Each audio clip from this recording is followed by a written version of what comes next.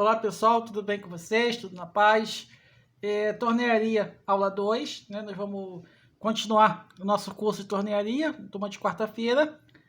E nossa prova desse módulo vai ser quando nós voltarmos, né?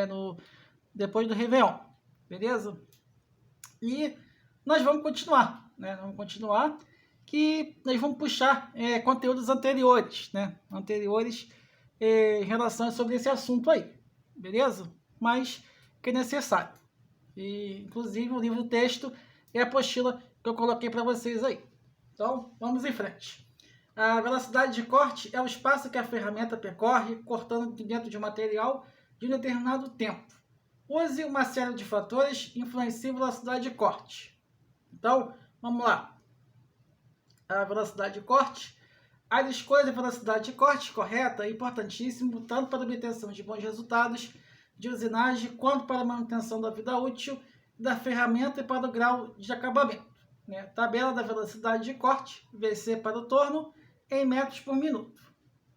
Beleza? Então, isso já é conhecido nosso. Né? Nós vimos no módulo anterior, velocidade de corte, mas a questão tornearia, ele utiliza aqui uma fase posterior à fresadeira, né? como nós estudamos. O torno é utilizado muito para poder fazer, inclusive, chaves. Né? Chaves, novas ferramentas, né? Mas não precisa sair fazer ferramenta, a gente tem que fazer de acordo com a necessidade. Né? A caneta, por exemplo, também é uma ferramenta. Né? O computador, que eu preciso falar com vocês, também é uma ferramenta. O celular e assim sucessivamente. Beleza? Nós temos para calcular o número de RPM e GPM de uma máquina, emprega-se o quê? RPM, que é VC vezes 1000 sobre D vezes π. Tá? O valor de π, como é situação de medida, eu tenho que usar 3.14. Tá? Se fosse matemática ou física, o professor deixaria usar 3, mas não pode, tem que usar 3.14. Tá? E o GPM é VC vezes 1000 sobre 2 vezes C. Tá? Esse aqui é o valor do corte. Tá? E vamos estudar também a questão da tabela de corte, beleza?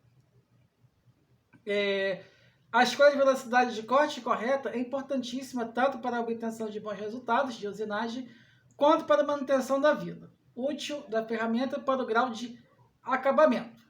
Tabela da velocidade de corte, VC para tornos em metros por minuto.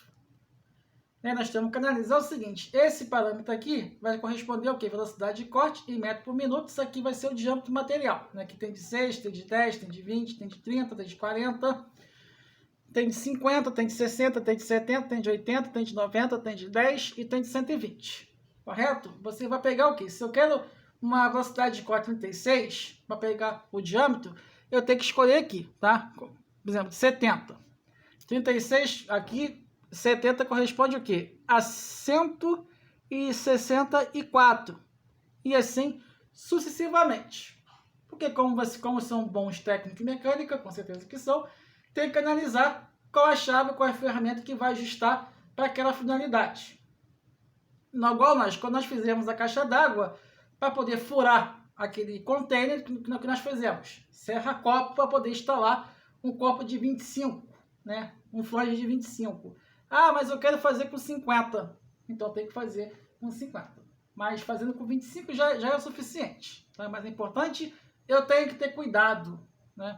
Inclusive quando eu estou mexendo com ferramentas, porque eu posso ter corpo meu mutilado. Já vi vários tornos mecânicos na CSN, por exemplo, em Volta Redonda, que perderam seus membros por conta de mutilação, por falta de atenção. Né? Porque quando você mexe com aparelho de cortante de alto nível, não tem nem EPI que resista. Né? Só a única coisa que pode fazer é a empresa tirar o corpo fora. Né? Assim, não, que não sei o quê.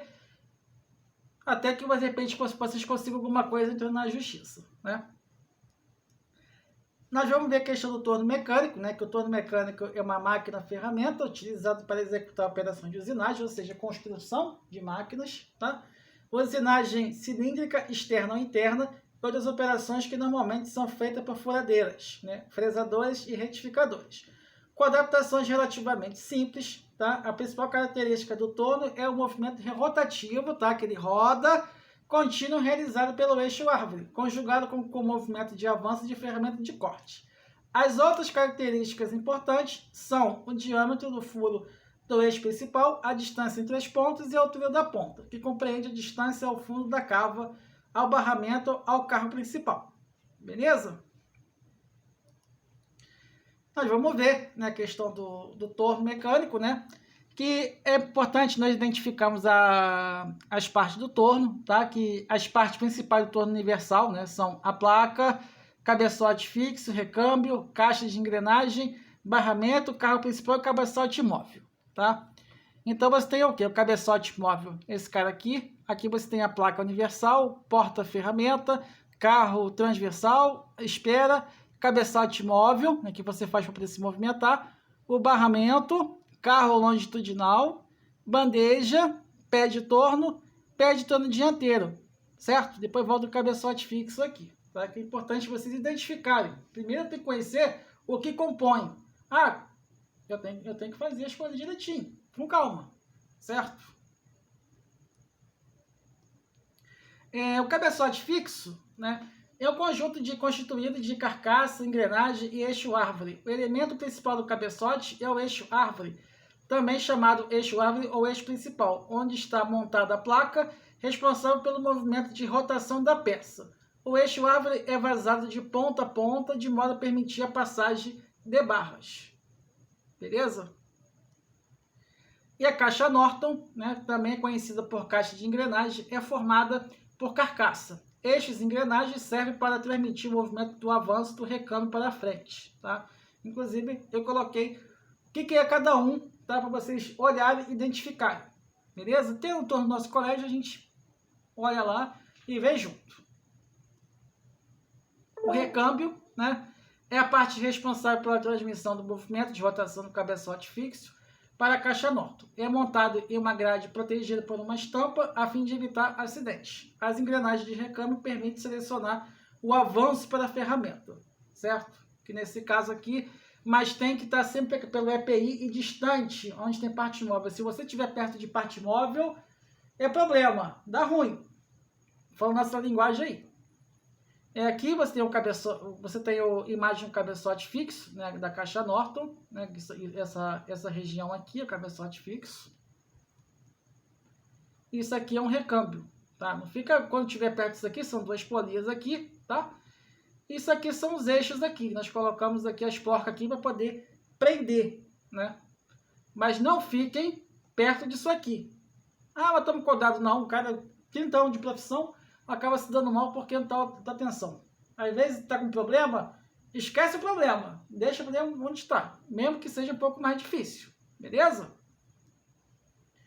E para fecharmos, né, o barramento é a parte em torno que sustenta os elementos fixos e os móveis do torno. Na parte superior do barramento estão as guias prismáticas, que devem ter um paralelismo perfeito em relação ao eixo árvore, a fim de garantir o alinhamento da máquina, beleza?